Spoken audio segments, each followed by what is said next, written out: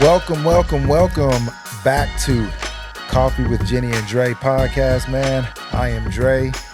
That is my co-host, Miss Jenni. And we are rolling. This is what, I think episode 9. Episode 9 of season 3. We're rolling along.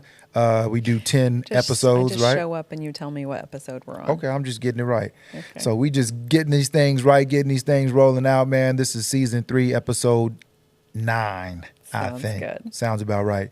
You know how we do our first segment of the day. Talk about that good old coffee that we got. So I did Merit Coffee. I did the one in the Triangle in Austin. So the manager there, his name was Zach. He was super cool, super informative. So again, Merit Coffee, they actually have, what I tell you, 13 locations. They have 5 in San Antonio, 5 in Dallas, 3 in Austin. Cool. So I got the Roasters blend. But what they do is they actually travel all over the globe. So they have farms that they go and they meet the people, and then they choose which farms, they want to work with. And then they pick up the beans there, which are then green. They bring them all the way back to San Antonio, Texas. They roast here in Texas. So all of their coffee, all of their beans, and all of their pastries are actually from San Antonio. Nice. So they, again, are in Houston, Dallas, and San Antonio. What's this blend we got right here? This is called Roasters Blend. Let me give it a shoot. And you can do this for cold brew too. Milk, chocolate, caramel, and sea love. Okay, I fuck with that. I like it. What I is like sea it. love? I don't know, Should but it's I know good. what that is? This is good coffee. I like it. It's really good. It is delicious. So we like it. Another good one. And their pastries all looked really good too. I didn't get any this time, but awesome. Definitely. If you got a coffee that you want us to discuss or talk about, make sure that y'all. You know what they had there? Sorry, babe. Go ahead. Tell you. They had a peanut butter and jelly sandwich that looked amazing, and it had like granola in it. What kind of bread though? No, like good soft bread. I don't know, but when they sometimes when peanut butter and jellies look so delicious. I mean, it was just coming out. I was like, yeah, that looks good. But but if you got a coffee you want us to feature, definitely slide in our DMs. We'll give you a shout out. We'll go pick up a bag. You can send us bags, however you want to do, and we'll feature on this on our little segment, man. We do it on the first of our start off the podcast, and we'll give you a shout out, man. Stay tuned for those good old coffee things. Good old coffees. This is from where again? Merit Coffee. Nice. All right, like I said, this is episode 9, man. This is gonna be season 3, episode 9. Yeah. All right. What are you about to say, babe? Well, I just feel like anytime in our last one we talked about some parenting a little bit and some school and some people had some stuff to say. So going back into different parenting styles. Yeah. I want to be like super open-minded. So sometimes I feel like maybe when we're just like, this is how we do it. Yeah. It comes across that way. That's not what we're saying. Like everyone has their own way. Different dynamics. Of parenting. Parent how you want to. And I don't think any way is necessarily the wrong way. It's what works for you. But I think we're going to talk about some interesting things. And like I said, people will come for us or they won't. I mean, I don't care if y'all do it now. Get in them comments, man. Get that engagement up. I had a hot take on last episode about how I don't feel that, don't send my kids home with no school.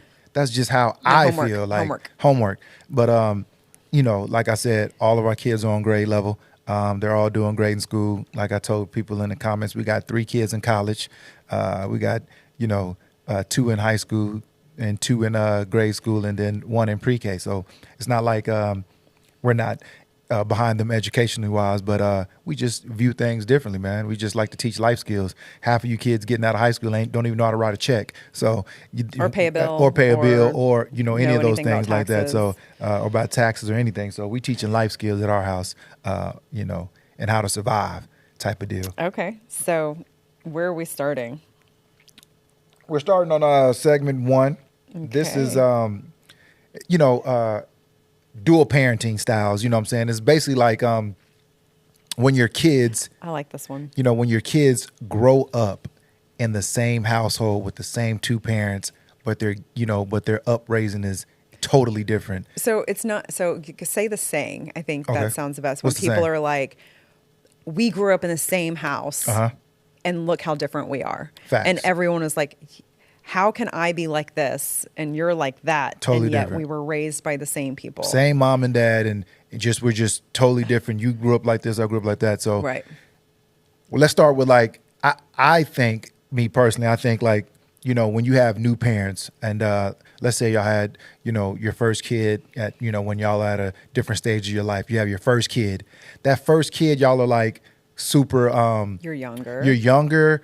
You do learning. you're very like cautious of things, like you're more like aware. Y'all are new parenting. You're buying the best diapers, the best wipes. All that good stuff, man. Y'all want to do everything perfect for that first child because that's y'all, your first interaction of being a parent. Right. So I think that first child gets different parenting styles than the second kid. Right. So what do you think? Like when you have that first kid, like how is that? Yeah. So I think that's what happens is it's the same people, but it's not the same parents. For sure. We change every day. We're constantly growing and learning. That's what we talk about. Yeah. We're different in our marriage. We're different in our relationship. We're different as parents. So who Blake Lynn, our first, the 10-year-old who she had, or we could even say, the older ones, who they had as a dad is not the same person sitting in front of us right now. So who Naomi is getting is still not even the same dad that Corey, the about to be 9-year-old, got because you were just different. So I feel like that's why, and it depends like where you are in life, like, financially, are we struggling? Like, how much patience do we have at the end of the day? Like when we were younger versus, where we are now. And I just feel like it is the same person, but it is different parents with every kid. And I think that's how they turn out. So different. And I think the first kid gets, like I said, they typically get everything because you don't know what to do as a parent at that time. Right. You're just learning things. And then the second kid, you're more like, they get a little bit more freedom, meaning like you allow them to do more like, oh yeah, y'all can go in the backyard and play. And you're not looking out the window all day trying to make sure, this, that, and the other. And then when you have the last kid, you're more like, shit, y'all do whatever y'all want. Y'all are good. Like, because your parenting style changes, you learn more. You understand that kids are going to be kids. They're going to get into this. They're going to get into that. Yeah. I think that with all of the kiddos, I feel like Naomi, which is our youngest one, I feel like she's getting the best version of me as a dad. But I feel like she's going to be the most stubborn, and she gets her way more than any of our kids ever did. For sure. So that I don't know why, or like, and it's because we're just like, oh, fine, just give it to her at this point. Sometimes I don't know if I don't think our patience is short. I just think we just know that how this goes. It's going to be okay. It's going to be okay. But that's why I find it interesting, like with firstborns, because there is, if you notice, like if you have 3 or 4, it's always, you see them on Instagram, or like your first kid is like the perfect one who walks to school and has their backpack. And then the second one has this like stinky attitude. The middle child syndrome is what they call it. And the third one is the one is like, I don't give a, like just on it all the time. On 10 all day. That is how. She was on 10 this morning. Yes. Yeah. And that's how ours is. So it's like, what is it about? Because the way we explain it on your first one, when you're like, overcompensating and you just want to hold them. To me, they would be like the spoiled one. Yeah. But I it's do think not. Blake they tend to be the spoiled. more responsible one. She is, but I think she is very spoiled. She's the nurturer. She's the one that like, come here, Naomi, let me do this for you. And Corey, the middle one, is the one that's like, well, don't have me watch her. I don't want to watch her. For sure. It's just interesting how in a lot of households, the middle child has very similar personalities, and the first ones have very similar personalities. You know what I mean? That is what's is interesting to me. For sure. Because that's across the board with all kinds of parents. Yeah. And I do think like your parenting styles are different, and I do think that now being a father, being a father at 21 years old to now being I'm 44, so having my first one at 21, and now, like I said, Naomi, I'm not saying Gerard didn't get a good version of me, but he didn't get the full scope of like the best version of me. Totally because I was young. Yeah. I was still learning everything myself, and how to parent and how to do things myself. So he didn't get like that full, but he does get to see like me now as a mature man and how I operate, how I do things, which is way different. And like I said, Naomi, being the youngest, she's probably getting the best version of both of us right now. Right. Which is good. I mean, but that's how it happens.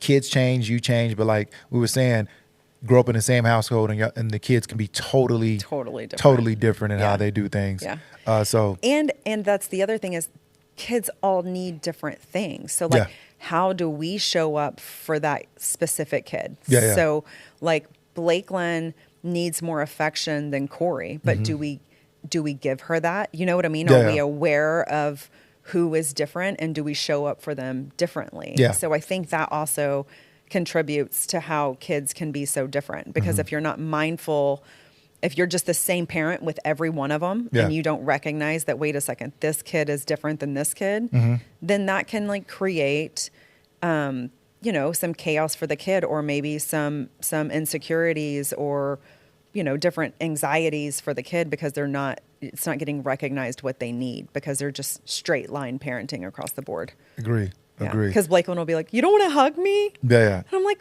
why do you say I don't want to hug you? Yeah. But it's just, you know. But I also think she just does that because she just loves hugs. Because she wants a hug all the time. Yeah, and sometimes I'm like right in the middle of stuff. And then when she goes, you don't want to hug me? It like literally breaks my heart. I'm like, why would she think I don't want to hug her? But I know that I know she doesn't like mean it. But then I'm like, okay, come here, Blake. Stop what I'm doing. She needs a hug. You know, give her a hug. Where Corey would never be like that. Corey's like. Who do you think is like, out of the kids, like mama's babies or daddy's, you know, daddy girls, mama boys, I you know, think that they're type all of thing? daddy's girls, minus Corey just doesn't need the same like validation all the time. But Corey's definitely a ride or die for the dad. Oh no, she is, because she's the one that's like, she wants to marry someone that looks like you. She wants like, no, my daddy this, my daddy that. So she behind the scenes talks about you. Blakelyn shows it more affectionately, and then Naomi is just like that wild child. But I mean, even like, where's daddy? And I'm like, do they ask if I'm gone? Are they ever like, where's mom? Because I'm like, I'm just curious. They do when they're hungry.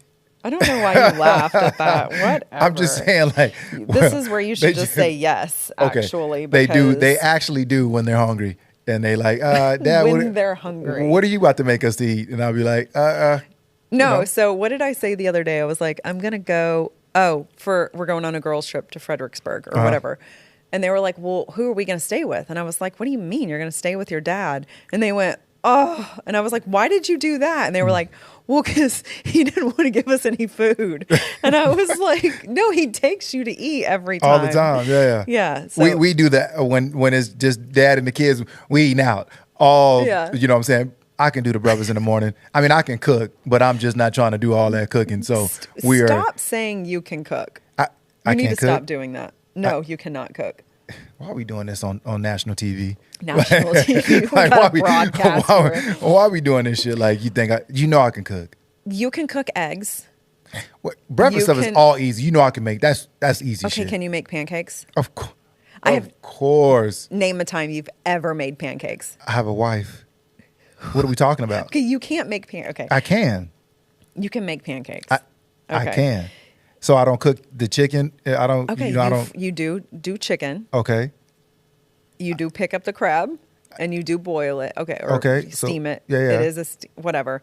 What are you talking about? I used to hamburger helper life away back in the day. Hamburger helper is not food. That is a box with, you just boil stuff and you pour it all in. That's not cooking. You got to season the ground meat. It has a seasoning packet. Yeah, but you still got to do shit. What do you act like that? Like, I mean, I can cook. Like, what are you talking about? Of course, you can cook. You're so good at cooking. I forgot. I just haven't seen it in so long that I know. forgot. I didn't marry Besides to your chicken. Your chicken is delicious. I don't want to do all that. I mean, I can, but it's just, if I really had to cook, I can cook. If I really had to do it. I mean, I think it would be like rice and sausage. I love that though. Okay. I'm just saying. Okay. Yeah. Okay. We'll survive. If mom went away for a week trip, we will be fine. We're going to Fredericksburg. When y'all supposed to be doing that? It's September. Oh. Candace's birthday. Next month? Yeah, in a couple of weeks. Shout out to big old Candy, man. Her birthday is coming up, but not before Jason's birthday. And not before Corey's birthday. Corey's birthday is first. This weekend. And then Jason, one of my best friends. And my brother. And your brother all have the same birthday. This is a really interesting fact between me and you. a lot of our family members and friends all share the same birthday. It's really weird. Like from our kids to our parents to our brothers to our like best friends to like someone is sharing a birthday if it's their birthday. Facts. It's really weird. So, but also let's talk about like the blended family dynamics, like because we are a blended family, and having kids growing up in two different households. Because when you have a blended family that are you got the mom and the dad, and then the kids go to mom's house. I mean, majority of the time the kids are living at mom's house, and they just come to dad's in most cases, which is a bullshit, and unfortunately how the court systems do that, and they think that dads should have kids just standard. during every other weekend, which is that's called the standard. Now they got like extending standard, meaning that you can get them Thursday and Friday, Saturday, Sunday. drop them off Monday. You drop them off at school on Monday, that type of thing. So that's better. That is much that better. is a little bit better, but like their majority spending the time with their mom. And so how does that how does that work when the kids are with mom, and then when they come to dad, mom has a different way how she runs her house over there. Dad has a different way of how he runs his house over there. Well, I think that's where it's really, if it's a ideal situation where the parents get along, which is unfortunate that's not very common. Which I think is sad.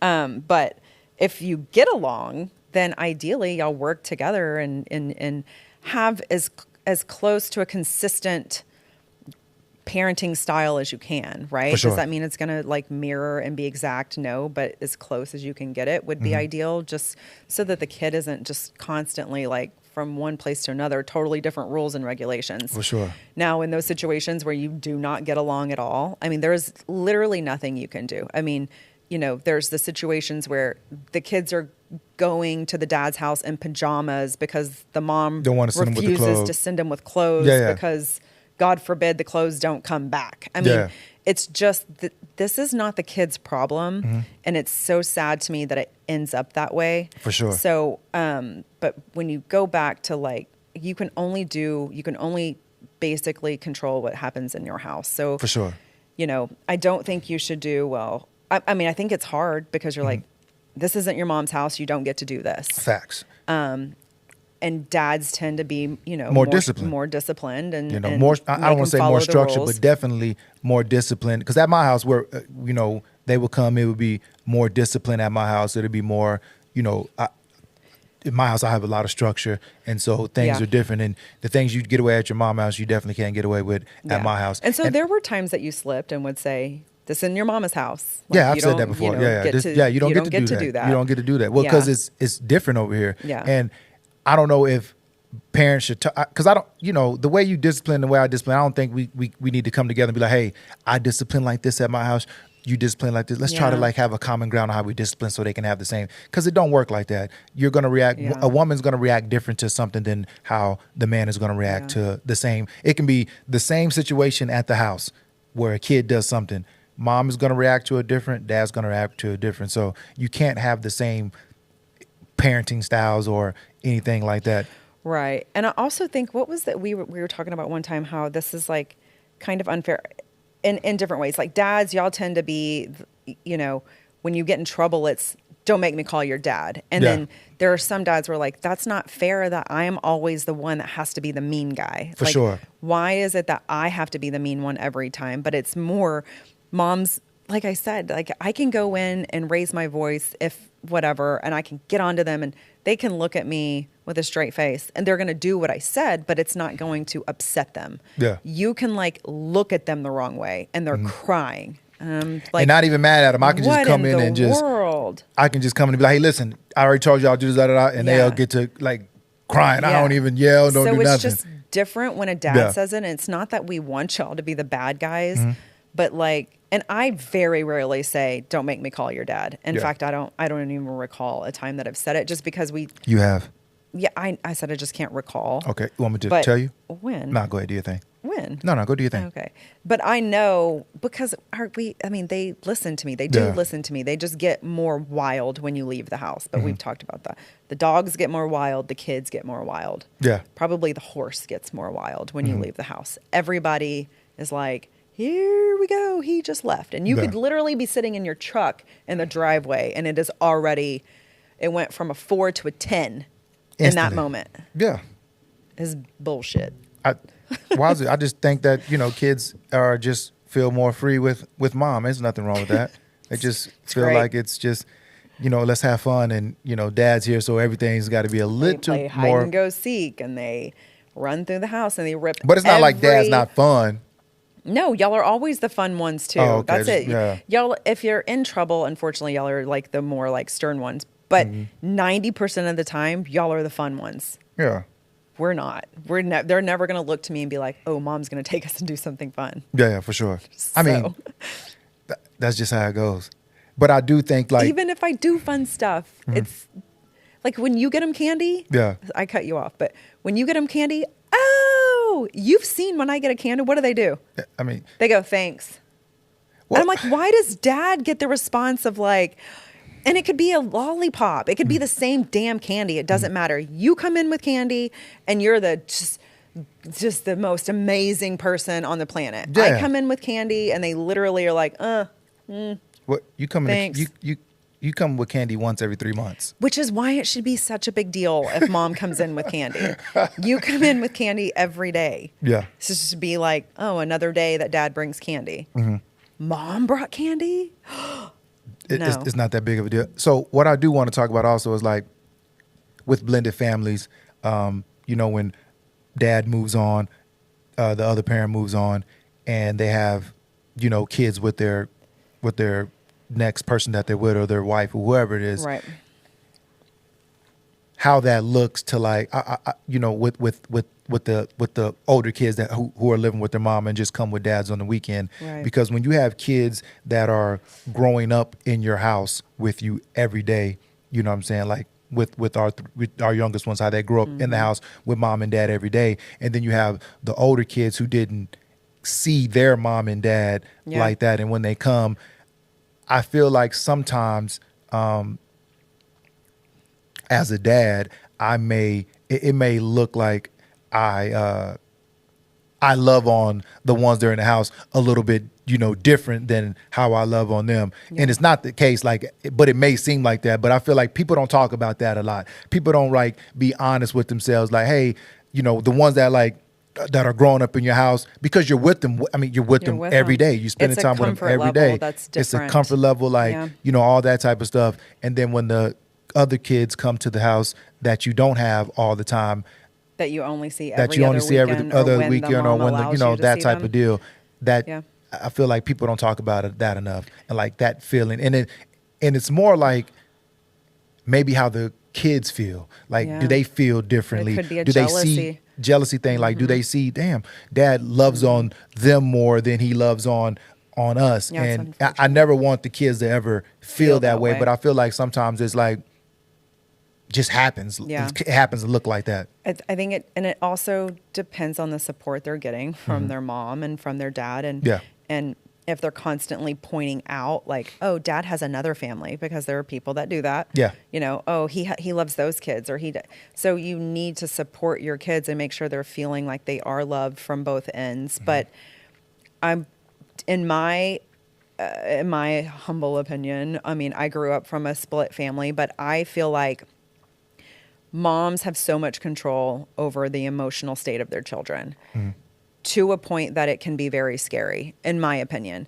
And so if I just feel like if a mom isn't allowing the dad to create that bond with the child because they're so wanting to shelter them or have them at their house all the time and not let the dad see them, then unfortunately that mom now controls the bond that the dad should be having with their kid. Yeah. And it takes that away, not because dads, let's be real, let's talk about it. Y'all don't grow the kids in your bellies. Y'all don't have an instant connection the second that child is growing inside of you. For sure. That comes once the baby is here, and even honestly, most men have acknowledged that that bond doesn't come until the baby is like engaging with you.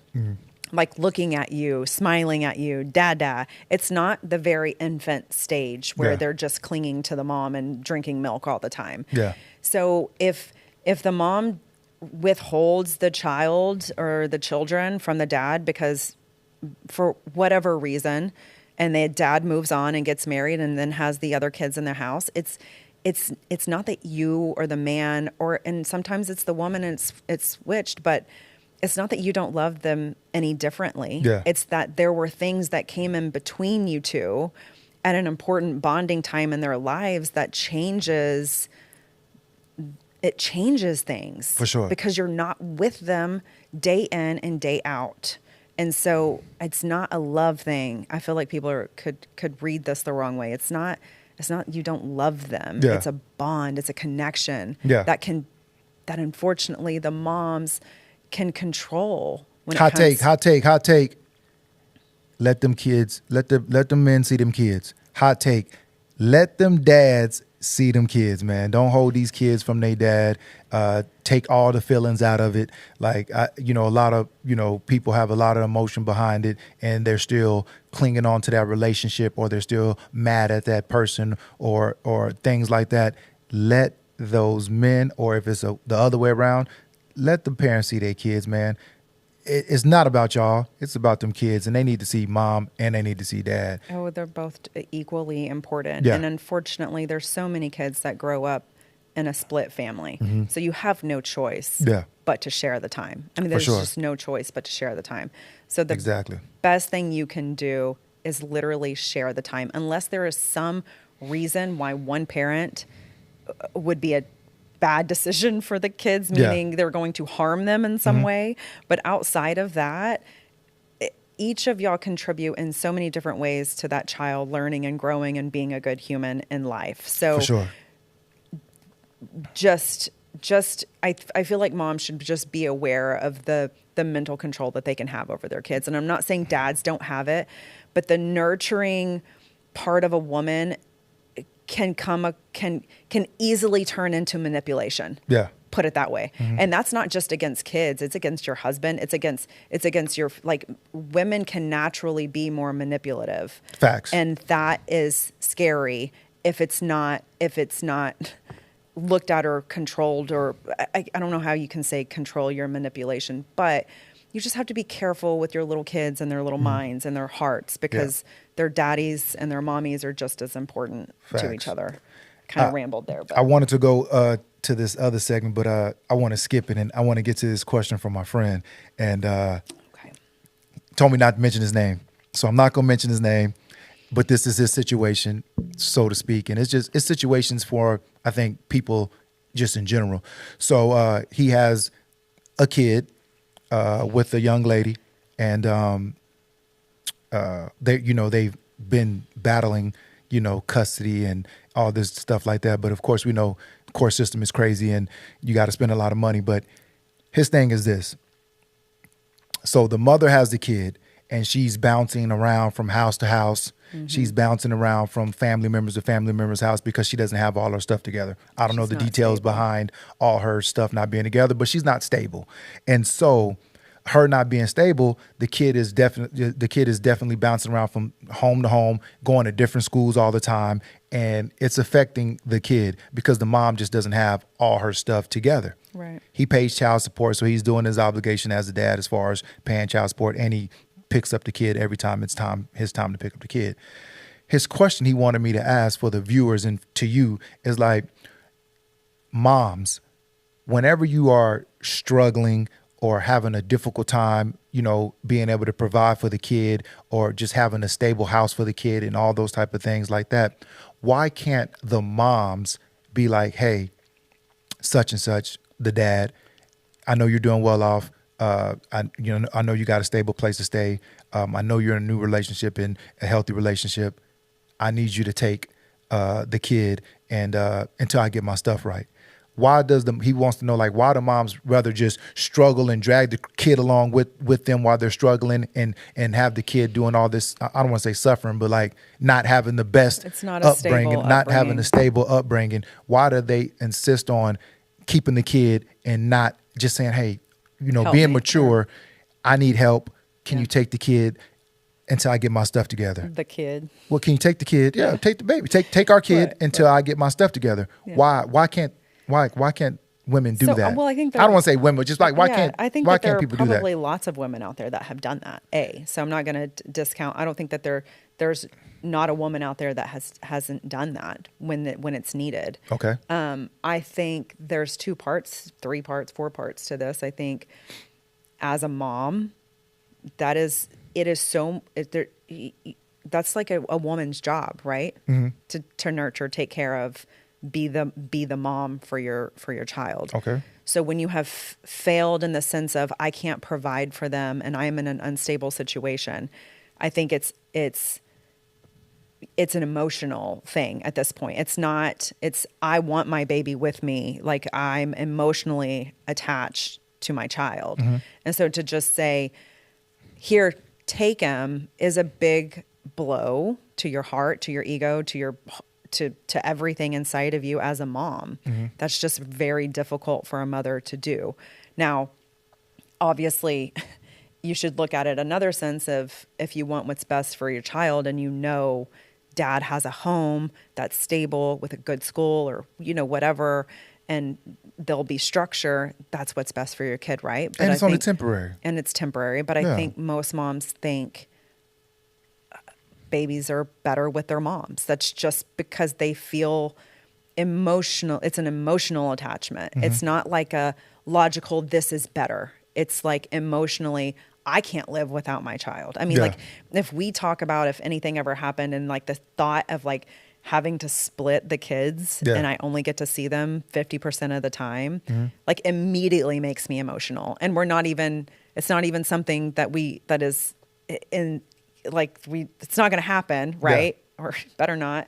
But like just the thought of that is like heartbreaking. Yeah. So I understand the pain of having to do it or not wanting to do it. Mm-hmm. It's having the maturity to say, that's a better situation for my baby right now. So I need you to help me with this. Yeah. And so hopefully then the dad can be mature enough to say, get on your feet. You can come see him. We can make this work whenever you need to make it work. And this can work both ways. We don't have to go through court and fight it and spend money. And, like that's what you shouldn't do. If people could just be more mature and do what's best for the kid. Yeah.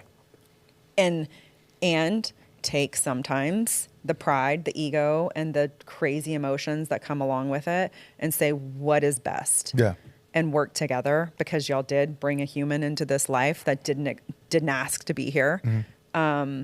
So I just think it's hard as a woman. It's hard because we're so emotional. I think that, like you said, women are, emotional and definitely more emotionally attached. Also, like in a lot of cases, like how would you, just speaking, if it was just me and you and something did happen and it was split, I know women feel way more emotional about this. Like if we did split up and we have separate kids, 50-50 kids, when the kid says, hey, I want to go live with my dad, like how does that, I mean, I guess you really technically don't know how that feels as a woman, but you can kind of imagine if your kid was like, especially like if it's a daughter, right? You know what I'm saying? Because you feel like as a mom, you're supposed to have a, good connection. But when that kid says, hey, listen, I want to go, or even vice versa, if the kid was like, hey, I want to go live with mom, or hey, I want to go live with dad.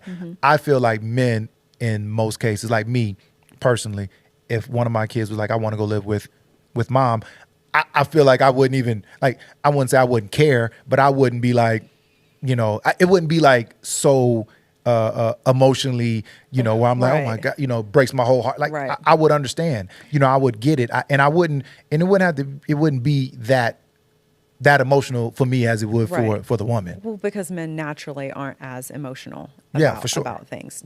Generally, not saying all men. I think I like this question for me because I don't think I have the typical mom response to this question.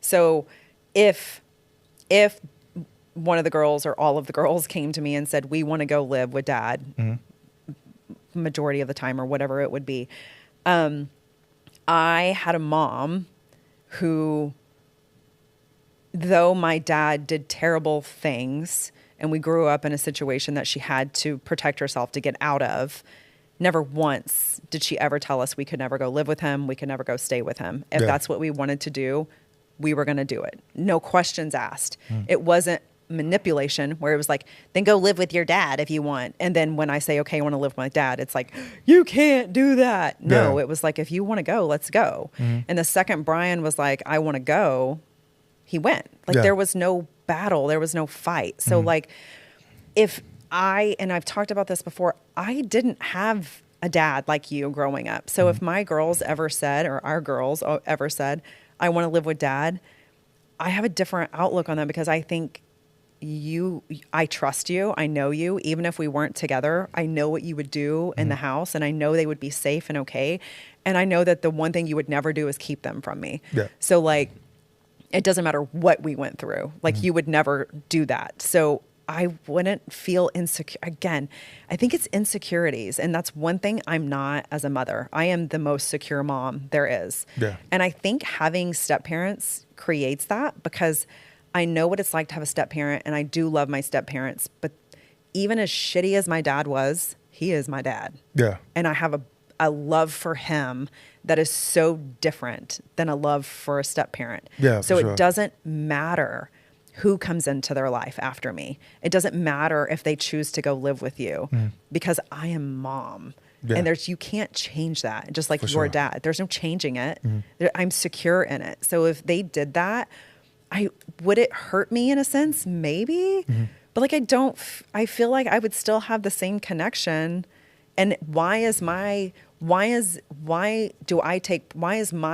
as a mom so much more important than your role as a dad? For sure. So like, why can I say, no, you have to live with me because I'm mom? That's not fair. And you know, when we're speaking about this type of topics, we're definitely speaking from experience. We have had this situation. One of my kids from a previous relationship decided she wanted to come live with me. She was 14 at the time, and she was like, I want to go live with dad. And it was instead of it, you know, I don't know at the time, maybe the maturity level of both people were a little bit different at the time, but it was a long drawn out process. It was traumatic for the kids. Traumatic for the kids. And then it also had to go through the court system and all that, when I feel like as parents, it shouldn't have to go that far. If she decides to come live with me, it shouldn't have to go through the courtroom. It should just be like, I understand. I understand. I mean, go try it out. Go live with your dad. Go try it out. Yeah. See if you like it. She's been with us ever since. Yep. I think that it needs to be some maturity level when those decisions need to make happen. Maturity and security. Like, be secure in who you are as a parent. And stop worrying that they're going to like dad. They like you more than me. Yeah. I'm well aware.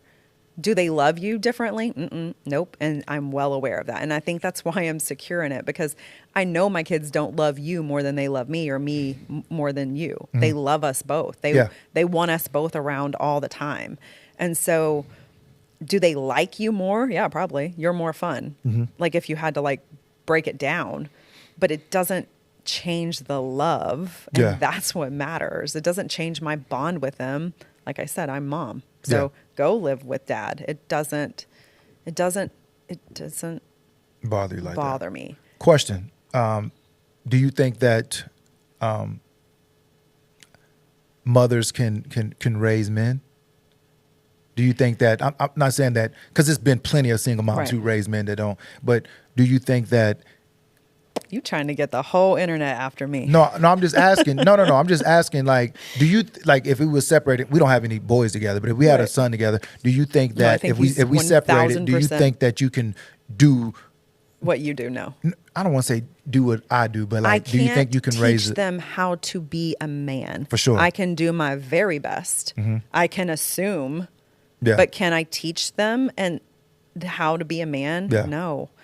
I mean, the closest thing you can get to it is to find a man now, a stepdad or whatever, that can then help in that department, because I don't know. I mean, I say that like in my house, right? Yeah. If you're not going to be there, not that a stepdad should take over the dad's role. I don't mean it that way. Yeah. But like, as far as like manly things, I can do my damnedest. I can do my best. I grew up with brothers, but like, other than that, I don't like when you go into a bathroom, what do y'all do? Like, you know, like when you, like, there's things that I'm like, I don't know how to teach that. For sure. Do I think that there are moms out there that do a hell of a job raising some good men? Yeah, I do. But I think that there's always something that they know they'll have to be like, go into an uncle for, or like their dad to say, hey, can you teach or help in this department? Because again, I can't speak from experience. I don't know,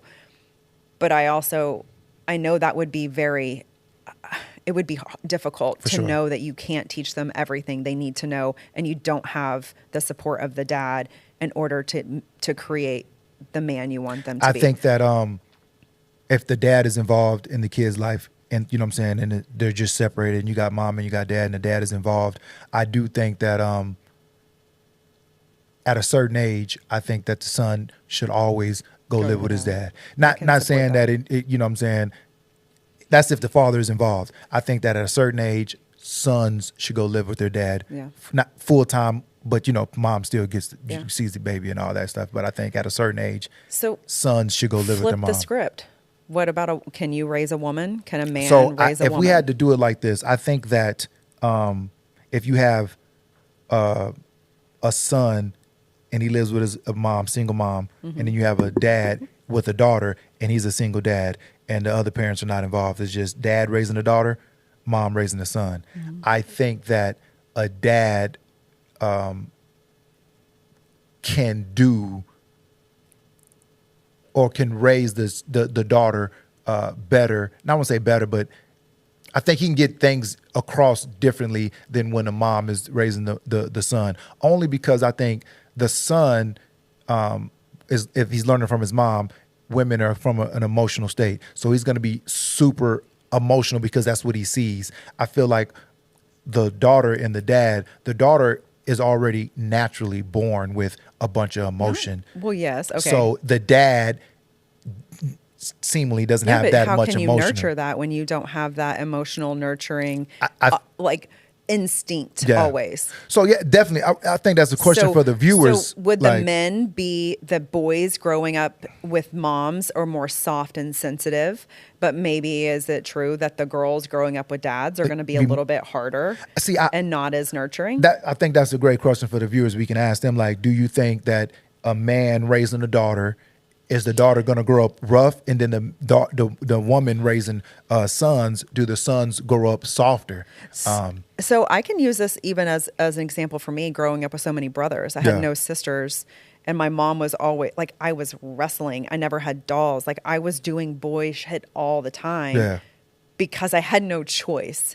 And so but I don't think you're rough at all, though. I don't think I'm rough, but I also feel like I had to find a softer side sometimes. And because when I cried as a little girl, most of the time it was, she's a girl, let her cry. I was a baby. I wasn't allowed to cry. They would tell me not to cry. And I remember being like so sad sometimes, but I knew if I cried, my brothers were going to get on me. They were going to make fun of me. And, you know, I wasn't supposed to cry. That's something you tell a boy generally. And so like, so I do see how like, if a girl is growing up in a predominantly man or boy, you know, around, it does, or I, you know, in high school, I wasn't wearing makeup or doing, like, would I? Yeah. But I wasn't super girly. And I don't know what I would have been like if I would have had sisters or a super girly mom. You know what I mean? I don't know if it would have changed. I do think that when dads are raising daughters, and we talk about the emotional part, I do think daughters make dads softer. So they know how to navigate that. And I do think that when mothers are raising sons, mothers become tougher because they don't want their sons, you know, to be. So I think it's like a, I don't want to say a balance, because it's a lot of moms that raise. Or maybe you moms overdo it to try to raise a good man. Yeah. And they're But- hard, and then the boy doesn't get the nurturing mom ever. Yeah. You know, So it's yeah, rough. I It's don't hard. know. This is Yeah. why it's so important to have a mom And a dad. If in best case situations. Let's jump into this last segment before we close I out think here we could just make the last segment a whole pod by itself. by itself. Last segment, this is your favorite one because you don't agree with this at all. You know, when parents, parents need to stop being friends with their kids in our opinions. So don't go ain't crazy. your friends. These kids ain't your friends like that. So don't be, we just feel our opinions is that we just don't think that parents should be friends with their kids like that, where they're best friends and all that. So I think parents should share qualities Of a best friend? of a best friend. With their kids. Okay. Unconditional love, trustworthiness. There's things of a best friend that you need in parents. Mm-hmm. The difference is I am an authority figure. Yeah. I am not your friend. Yeah. And if you start looking at me as I'm your friend, then when I now tell you to do something, it's a side eye. Yeah. Or it's a talk back. Yeah. Because I didn't create a boundary that says, no, I'm your authority. I'm creating an open boundary of we're best friends. Yeah. Let's talk. Let's do this. Yeah. So I think it can be very damaging to kids when the parent is just their friend. Yeah. And is overcompensating for something. That's what that seems like to me. Yeah. If you're trying to be a best friend, why? Why? What are you scared of? And I think that goes back to being an insecure person. Yeah.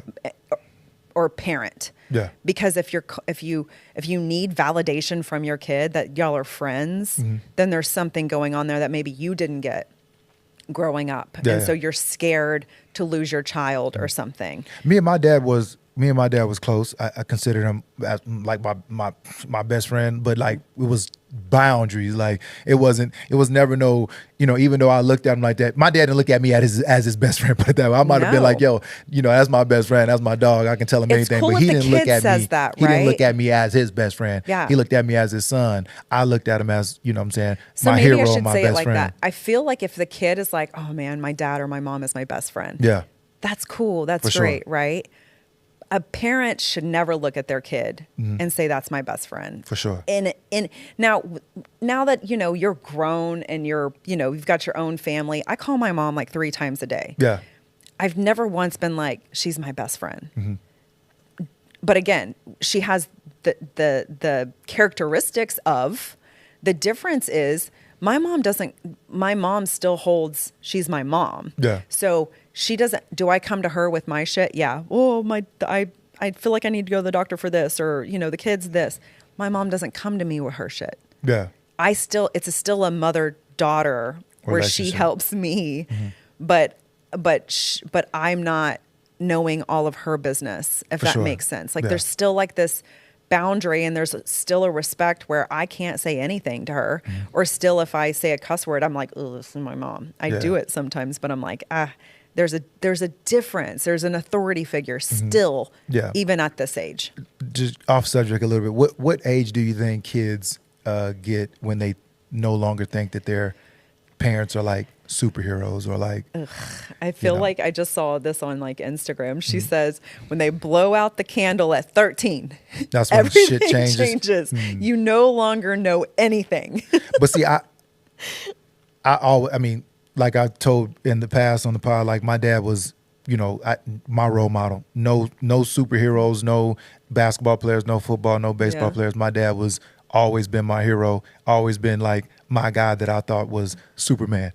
And I still think like even, he's passed away, but like even when he was going through, his things that he was going through, like even when he got his leg amputated, he was just my superhero with an amputated leg. Right. Like just one leg superhero now. That's so So he's amazing. always been my superhero, like no matter what. Right. There was, I've seen, flaws in him, but I've seen more greatness in that man than I've ever seen any flaws in him. So Right. he was always my superhero. He's always been that to me. So I don't know if my kids see me that same way because for sure they you know, do. I don't know because you know, like you said, when you're 13, I'm just me personally. I just always seen them as a hero and as my superhero Right. and as my like, you know, Because that type of I thing. think as parents, it's our job to start giving them some space, if Yeah. you will. And I feel like that's how, when you just constantly smother them and you want to be your best friend and you want them to, I feel like that's where maybe the disconnect comes in Mm-hmm. and they don't think you know everything. It's going to happen regardless. Like Yeah. they're going to think, you know, even some stuff that my mom will get on, like politics or whatever, she starts rambling and I'm like, oh, here we go. Yeah. You know, but do I call her anytime I need help with something, or if I think she knows? I still feel like she's going to know the answer. For sure. And so I don't ever remember having a moment of my mom doesn't know anything, but I remember having like where we were, you know, like I was growing. There's a point, and I've had this conversation with Jayla, where you're now at the, like, you're that 16, 17, 18, but still in high school, Yeah. where you want to do grown shit, but you're not grown. Yeah. And so you have this like awkward moment of, I'm almost out of the house. I almost want to do my own thing, but yet I don't have any money and I need to ask my mom to do this. And so I just feel like, I don't know where I was going with that point, to be really honest, but just, I think if you do it right, kids will always think mom or dad can help. For sure. Right? And like with our oldest Gerard, my big baby as all of them, like he's, you know what I'm saying, he's the oldest out of all the kids, and he still, you know, he calls me for advice, or he texts me because he don't do that much calling, but he will text about some advice, and I'll give it to him, and he'll still he's a man, a young man, and he still makes his own decision. Like he texted me the other day about, you know, he's moving out. It's finally he's been in apartments his whole time, but he was like, yeah, I'm gonna live by myself. Tired of having roommates. Understandable. He was like, I'm looking for an apartment. I want to get a 2-bedroom. It's $2,000 a month. Shit's crazy. This is Austin. But he was like, it's $2,000 a month. What do you think about that? And I was like, bro, you really just need a Like, why? 1-bedroom by yourself or a damn studio. Cut your costs down. Yep. Told him everything. He still went and got the fucking 2-bedroom. Like, I mean, he asked me, but he still went and got the 2-bedroom. But that's like the silver lining. Yeah. He came to you. You gave him advice. Yeah. He makes his own decision. Make his own decisions, and then he got to live with him. Like he was like, Exactly. I think I need a new car. I'm like, why you need a new car? It's paid off. It's paid off. It's a 2020, you know, blah, blah. Why would you need a new car for? But he's so adamant. He wants to get a new car. But I've already told him, you don't need a new car. Save that little money up on them payments. You know, now that you're not making payments no more, the money you was making for those payments, put that in the account. Like I give him all the great, you know, parenting styles, and just even with his credit, like.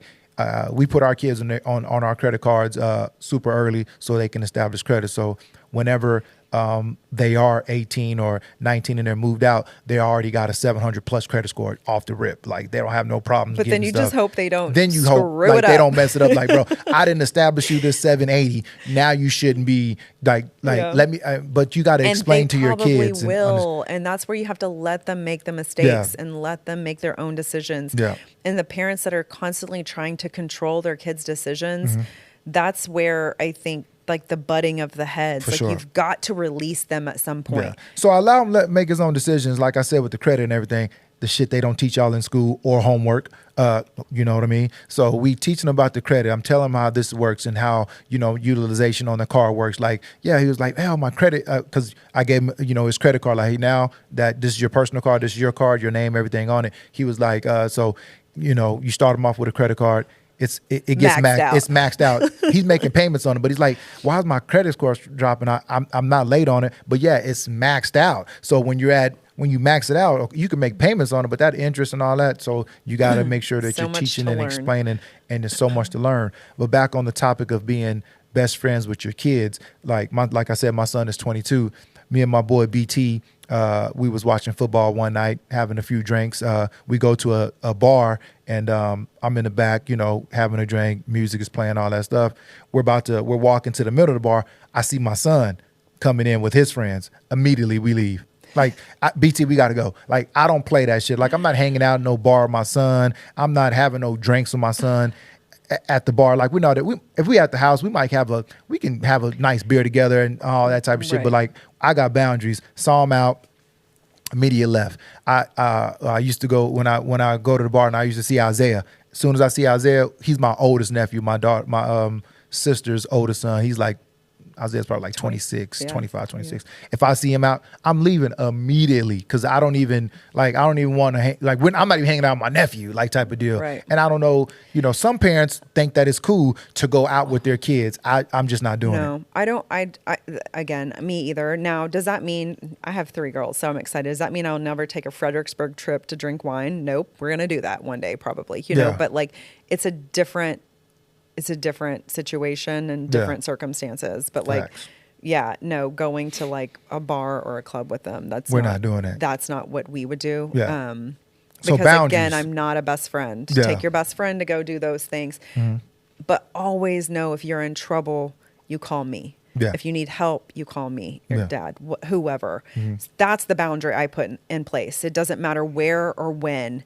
If you need me, I'm going to be there. But does that mean you need to take me with you everywhere and tell me every single detail? No. Yeah. No. But make sure on those important ones, they have someone to talk to and they know they can go to you. And you might get mad, but you're going to make sure they're safe and they're okay first. For sure. And then you can get mad at them. Definitely. Or whatever. Let's close this thing out, man. Tell us where that coffee is from again. Merit Coffee. Mm-hmm. 13 locations, San Antonio, Dallas, and Austin. And it's really good. That's good. Yeah, it is. It's a good one. Roasters Blend. Yeah, thank y'all for tuning in, man. Like I said, all the time, you can find us on Instagram. You can find us on TikTok. You can find us on YouTube, Spotify, Apple Music, all that good old stuff like that. We appreciate y'all tuning in. We appreciate the engagement. Hey, listen, when y'all in them comments, doing y'all thing, going crazy in them comments, I like it. I engage. I'm the one that's doing all the engaging most of the time. But listen, no name calling when your people be like, oh, that's idiot. Like, chill out with all the name. I mean, I don't mind it because I can get active. But what I'm saying is like, chill, man. Y'all behind these computer screens and these little phones and stuff. Let's be respectful to each other. I don't ever say nothing disrespectful to nobody. So don't be disrespectful to me or my wife or saying anything crazy. But if you do, hey, listen, I love the engagement. Do your thing. You can find us on all platforms. We really appreciate y'all. If y'all have any questions y'all want us to talk about, y'all have any topics y'all want us to touch base on, send us an email, DM us, and we'll get to it, man. We always like to engage with our audience. We like to answer questions, man. So definitely, we appreciate y'all. This is Coffee with Jenni and Dre. I'm Dre. I'm Jenni. Peace. Bye.